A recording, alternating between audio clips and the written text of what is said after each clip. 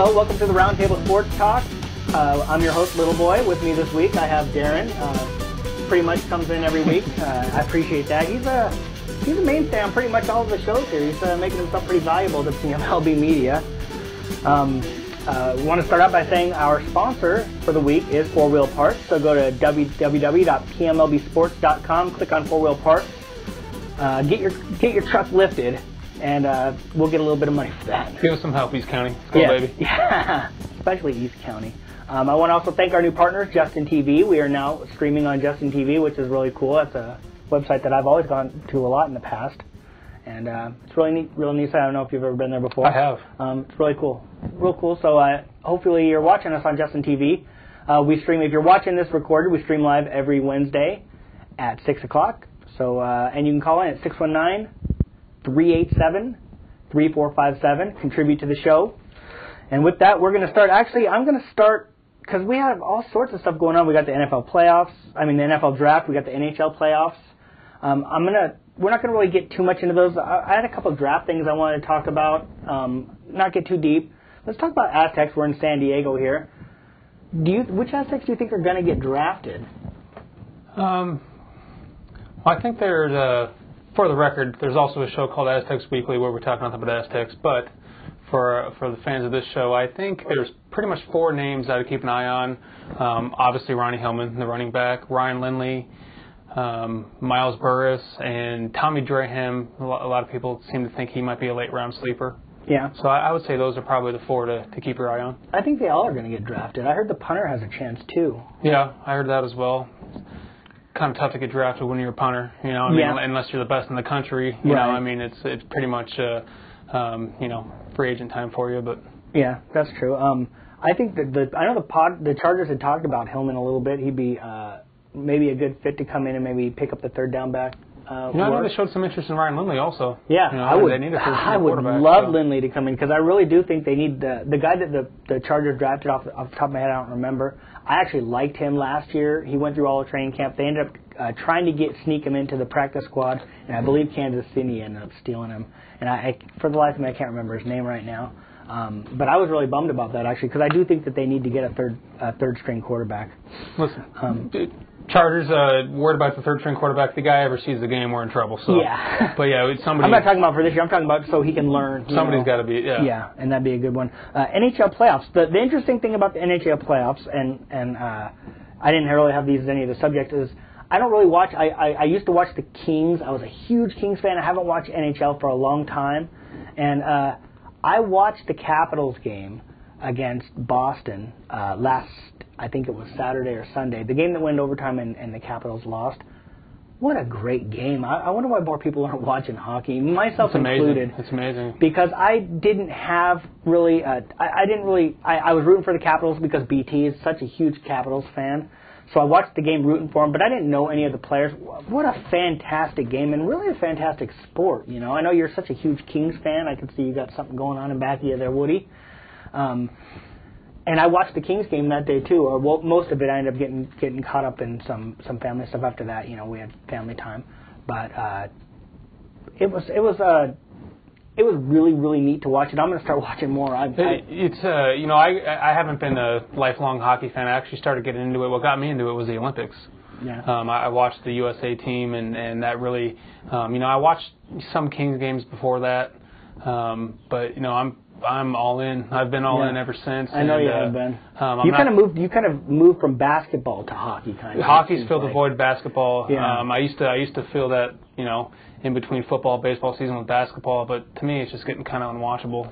I'm gonna take a second here to apologize to the producer because these first 2 subjects weren't on the notes at all. I'm going completely off script here. I just threw a couple subjects out there, so he has no idea where we are, and I do apologize for that. It's about time he steps his game up. Yeah, he doesn't know what to do. We are going to move into subject number 1. New Orleans Saints. Back to the New Orleans Saints again. Their general manager, Mickey Loomis, now is being accused of spying on other teams, their communications between the coaching staff. Now, a couple directions we can go with this. The first thing is the Saints have denied it. Okay, does this take away the luster of the Saints? I mean, everybody was so high on the Saints. You know, they had the whole Katrina thing, and then everybody came together. You know, BT's real big on this. You know, the Saints saved New Orleans, you know. And now we have Bountygate. They're paying people to injure individual players. So bad that they suspended the coach for an entire year, you know, because he knew about it and they lied about it. You have players that are going to probably get some suspensions. Now it's coming out that their GM was spying, you know, actually hooked up electrical devices to spy on opposing coaches. What do you think about all that? You know what? People that know me know that I 100% hate the Saints. They're on the same playing field as the Raiders, in my opinion. I just don't understand why everybody falls in love with this team. Right. They didn't save anything.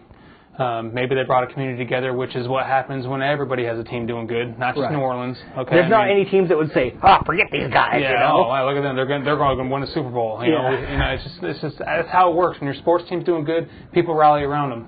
You know, so, but I love it. You know, when it came out and I love that they're just getting, you know, all this negative publicity. I mean, that's making me happy. Right.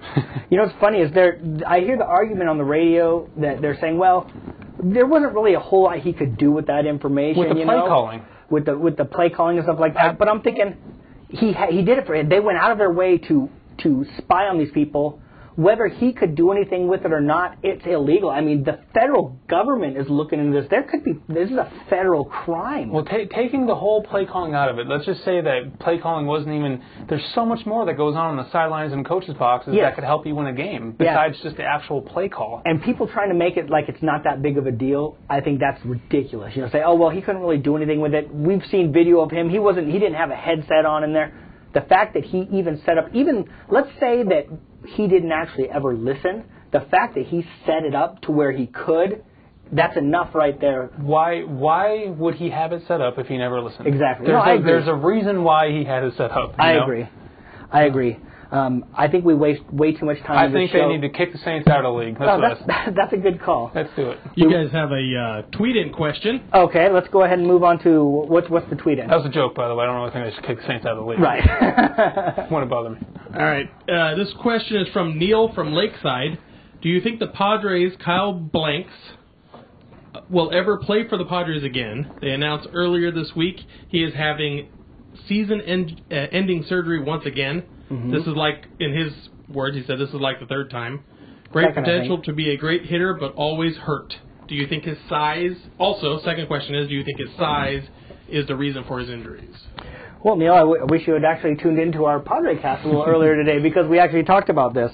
I think that it's kind of a bummer, you know, that he's getting hurt. I don't think his size has anything to do with it. People get hurt. You see small guys get hurt all the time. I actually do think that he's going to be back with the Padres. I'm not sure if he's going to be... I don't know if he's going to be a factor, to be honest with you, but I do believe he actually will be back. What do you think, Dee?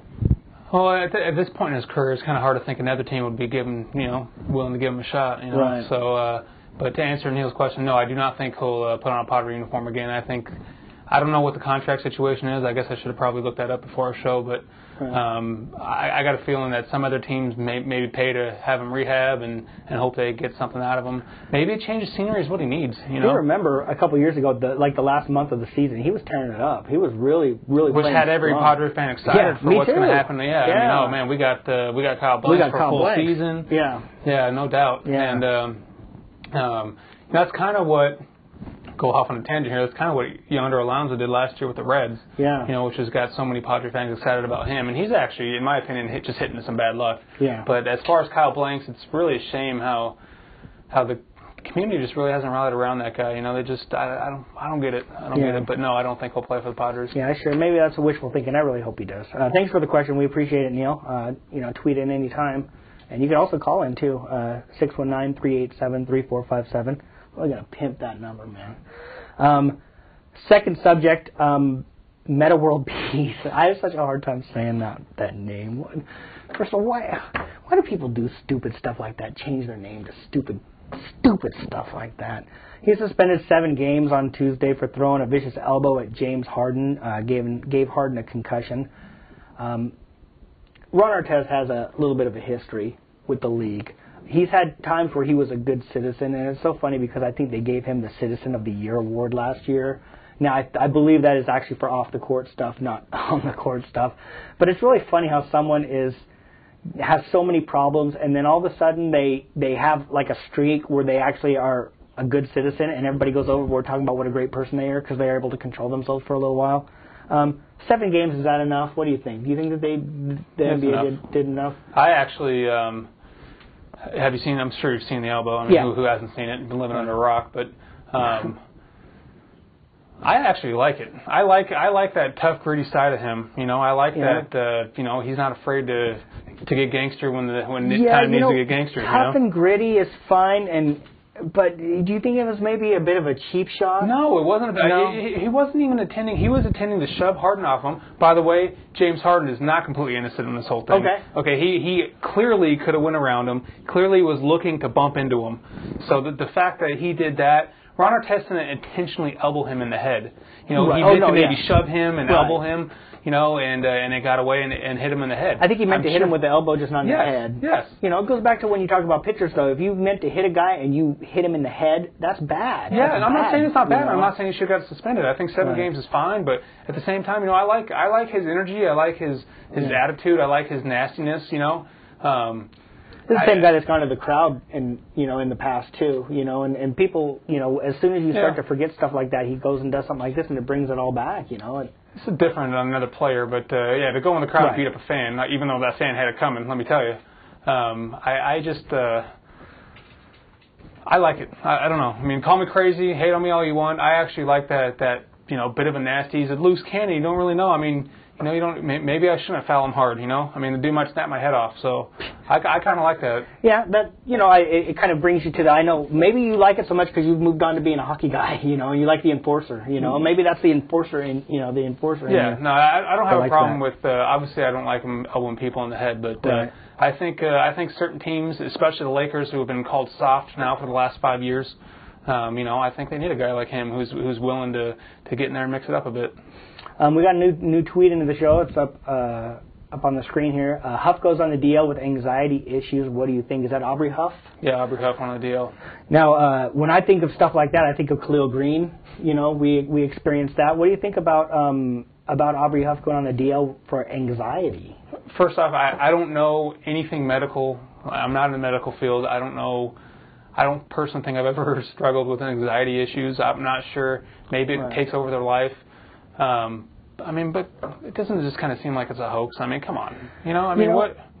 What is it? What is this? Is this a disease that some people suffer from? I mean, I just don't know enough about it. I have a hard time judging somebody who's going through something like that because, only they really know what they're going through, and it's got to be terrible. I mean, my guess is he's not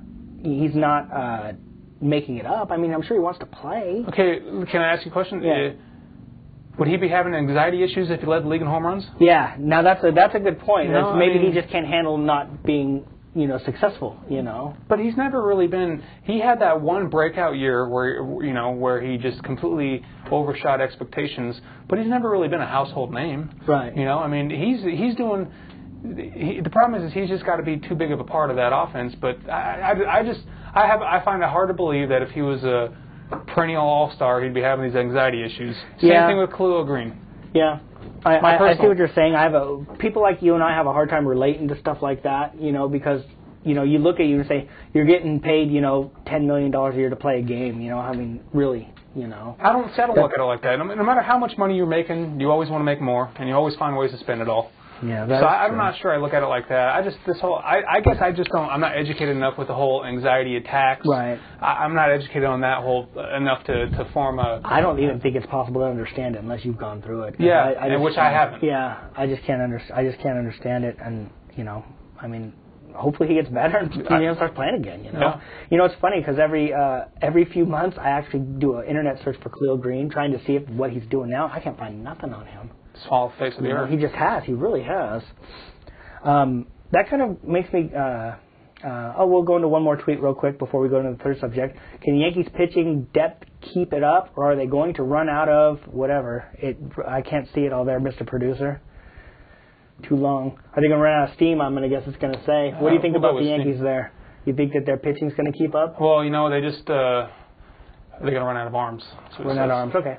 At Super Yanks Joe, actually, they dealt a blow. I think Pineda, who was like their big offseason acquisition, it looks like he's going to have season-ending surgery. I mean, the guy's got some torn muscle. I was kind of reading about that on the way over here, and so that's a big blow.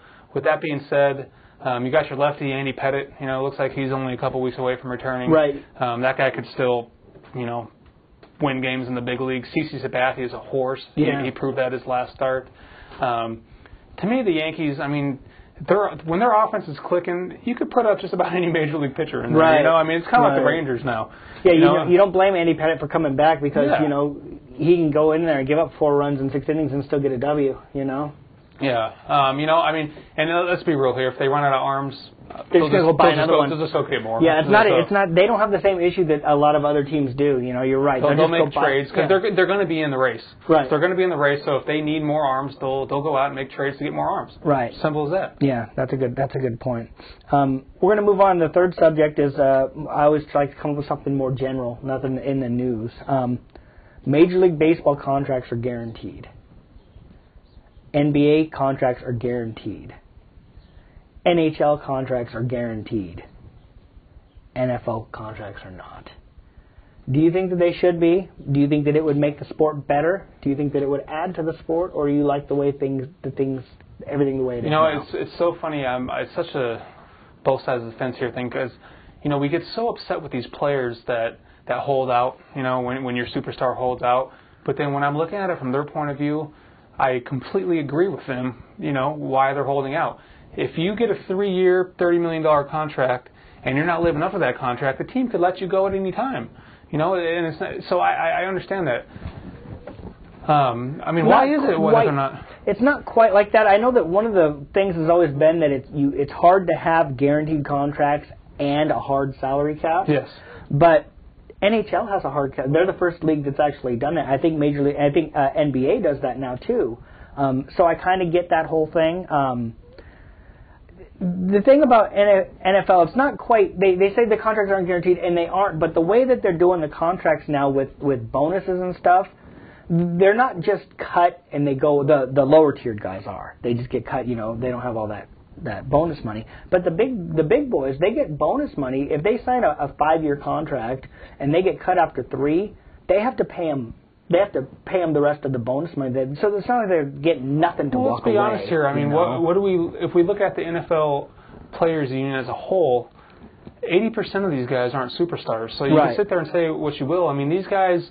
I think the average NFL career is like 3 years or something. It's crazy. Yeah. And most of those guys are making, let's just call it $300,000 or $600,000 those 3 years. Right. No, that's not. It's not. I think everybody gets the illusion that these football players are set for life. And that's another good point is the fact that in the NFL the players that are making the big giant contracts, when they get cut, they get money to go away, and then they sign another giant contract with somebody. Somebody else will sign them. They're set. I almost kind of think that the union in football is kind of greedy towards the guys at the top. All the guys at the top have all the power, and the guys at the bottom, they kind of get the short end of the stick. Yeah, you look at the Tom Brady's and the Peyton Mannings and those guys. Obviously those guys aren't going to have any issues. Right. But I'm talking about your backup guard that had 2 concussions last year. And I'm wondering why the guys at the top don't seem to really be fighting very hard for those guys at the bottom. They're just fighting for themselves, and the guys at the bottom don't have the same voice, And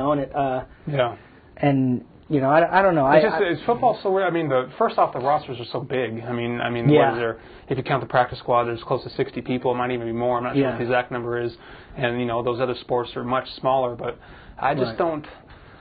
It's just so. I feel really bad for those guys at the bottom. Obviously they're getting to play the game they love for a living.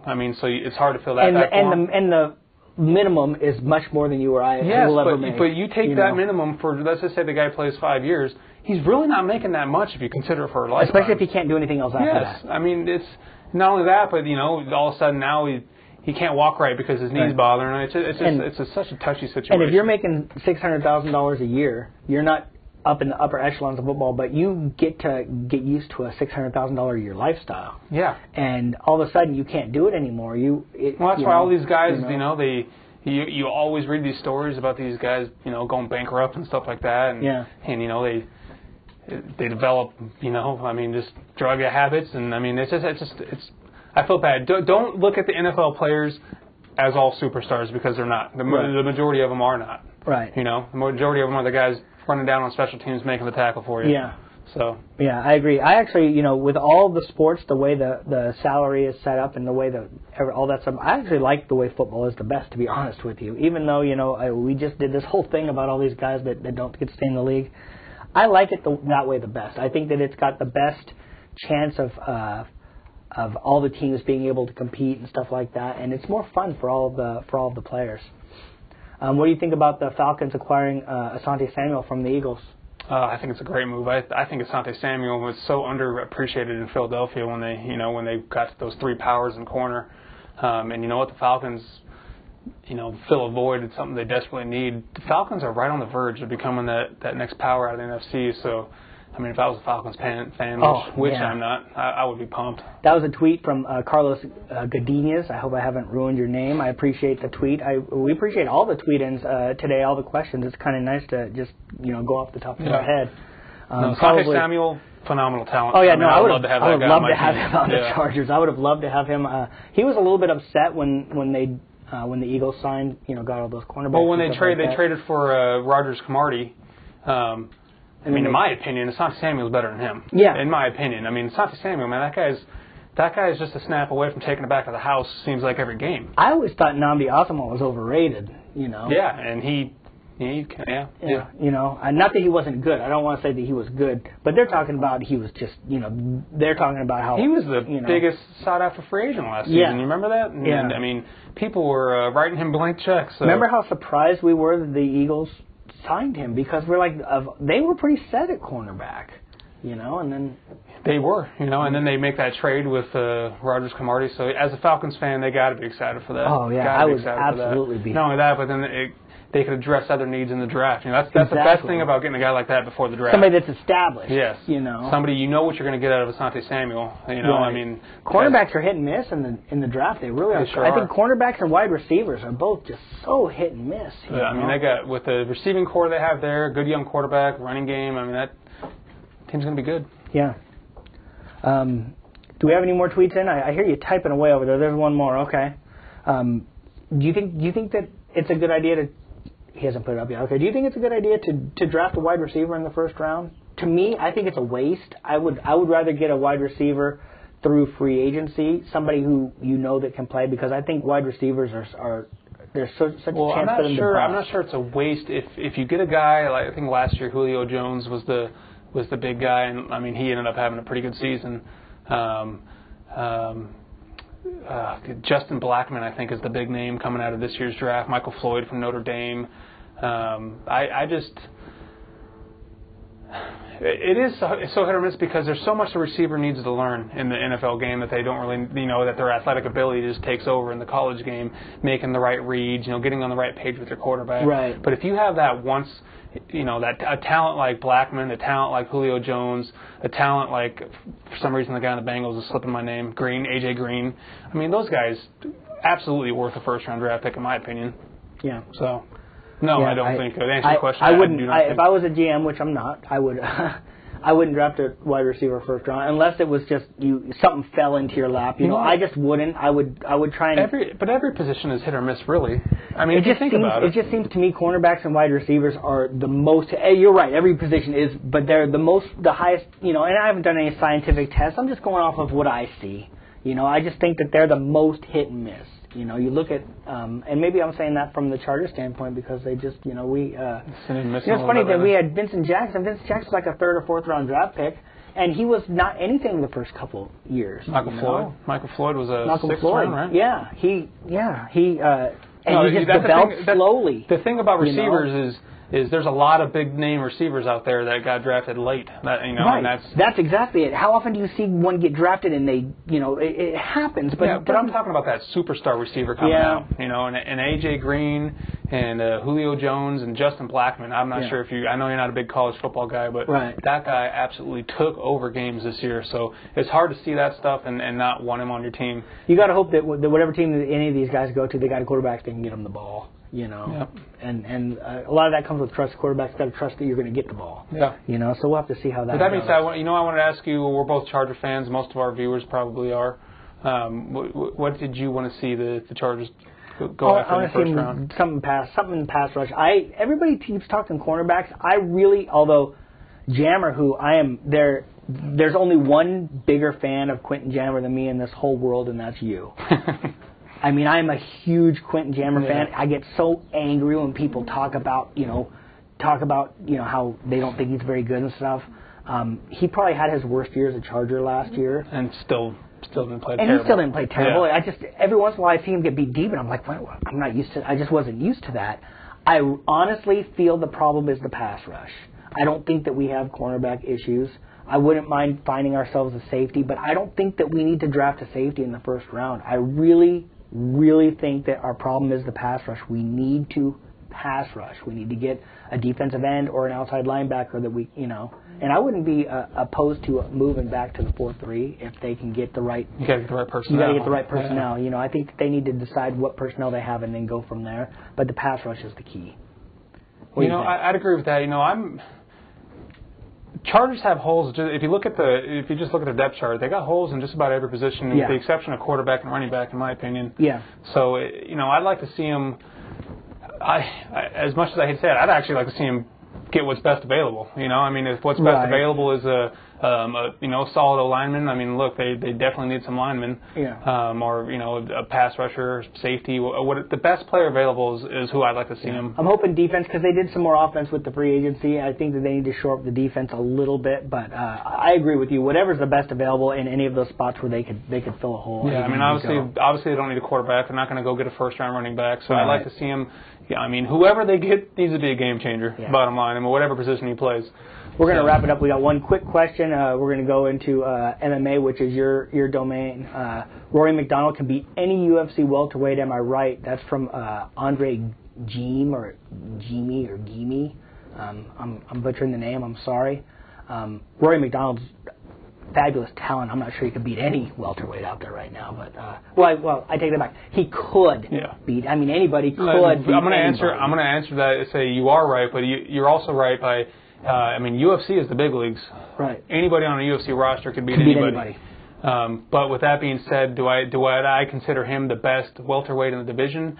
He's got a little bit more to prove before he could beat up what GSP has. I think the fact that GSP has been inactive for so long, we're forgetting about him a little bit. He's kind of getting pushed aside. But let's be real. The guy's the most dominating fighter we've seen. Let's take a look at Rory McDonald in 2013 because he might be there. He might be. He definitely he definitely looks like he's the next big deal in the UFC. Right. I actually think he's top 3 welterweight and. It's going to be interesting to see what happens in that division. Him and GSP are teammates. Yeah. So it's going to be interesting to see how that whole thing works out. It'll be interesting. Rory McDonald, listen, the guy's a beast, and he showed that he absolutely destroyed in his last fight. And I do think he could beat anybody in the welterweight division. Yeah. Well, yeah. I think a lot of welterweights could beat anybody in the welterweight division. Yeah. With that being said, we appreciate all the tweets. I just got a message. We had way too many, and our producer couldn't keep up with all of them. So we picked the ones that we could keep up with. Keep them coming. We'll get to more of them next week if you tweet in during the show. Once again, I'm Littleboy. You can reach me on Twitter at LBHost, and you can email me at Littleboy and Littleboy at fatmanandlittleboy.com.